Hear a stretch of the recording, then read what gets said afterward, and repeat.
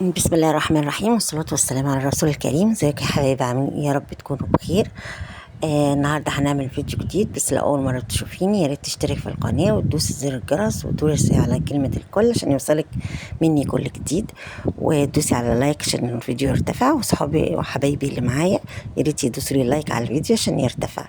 النهارده هنعمل حاجه خفيفه كده بعيدنا عن الاكل وكده. هنعمل كيكه عاديه جدا للشاي، للفطار وللعشاء. بتنفع في وقت الواحد جعان مش لاقي حاجه يروح يقوم كده يدور في المطبخ ما يلاقيش غير حته كيكه ياكلها. دي حلوه قوي الولاد، يعني بتنفعهم جدا. ومش هتاخد حاجه، هي كل الحكايه كلها بيضتين، وممكن تتعمل كمان ببيضه واحده. انا عملتها بيضتين وتلات ارباع كوب زيت وتلات ارباع كوب سكر، بس لو انت عايزاها تكون حلوه شويه تبقى كوبايه كامله. طبعا نفس الكوبايه اللي احنا بنعاير بيها كل الحاجات. وبنضرب طبعا في المضرب جامد، وبنحط مع البيض فانيليا. نسيت اقول لكم معلش دي، طبعا حاجه انتوا عارفينها. هنحط البيض ونحط الفانيليا، وبعدين حطينا الزيت، وبعدين حطينا السكر، ونفضل نضرب كويس يعني لغايه ما الخليط كله يبقى مع بعض حلو كده وممتزج ويبقى لونه فاتح.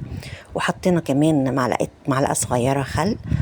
طبعا دي حلوة قوي وبتخلي الكيكة جميلة. وانا كمان كنت ما عندي باكيت واحد بس فانيليا، انا بحب احط 2 او 3، فالخل ده بيزود ان يبقى بدل زفارة البيض او كده.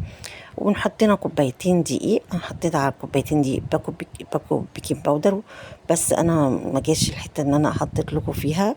انا كنت ماسكه في ايدي الباكو التاني، وما كانوا باكوين قطعتهم من بعض، مسكت في ايدي باكو وحطيت على الكوبايه الاولانيه الباكو، وبعدين قلبتهم بره وحطيتهم يعني عايرتهم. بعد كده بنقلبهم كويس طبعا مع الدقيق، وحطيناهم على الخليط، وحطينا كوبايه لبن. برضو دي ما اتصورتش، معلش انا اسفه. كوبايه لبن. يبقى عندنا 3 ارباع كوب زيت و3 ارباع كوب سكر او كوبايه، وكوبايه لبن وبيضتين وباكو بيكنج باودر وفانيليا. انا طبعا هنا زودت عليها كمان حاجه حلوه قوي، لو زودتوها هتبقى جميل جدا. ممكن خلاص تتعمل كده، لكن لو ان عندك بشر برتقان حطي معلقه او معلقتين، تبقى في منتهى الجمال. هتبقى كيكه برتقان ريحتها تجيب اخر الدنيا.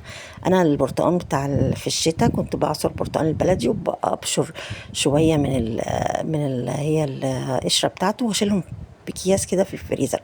نفعتني طبعا جدا في الكيكات. وبتبقى كيكه برتقان في منتهى الجمال. وبعدين دهنا الصينيه زيت او سمنه. انا دهنتها سمنه، وكنا مسخنين الفرن طبعا قبلها، وحطيناها في الصينيه. وده شكلها الجميل وطعمها رائع وريحتها تجنن. بجد جربيها، وسهله ورخيصه وهتنفعك جدا. وهتدعي لي وهتعجبكم قوي. هي بس طلعت في حته فيها مقفوله شويه لتحت، عشان كانت الصينيه مش مظبوطه، الصينيه مايله في الفرن، فلما ميلت عملت كده. السلام عليكم ورحمه الله وبركاته.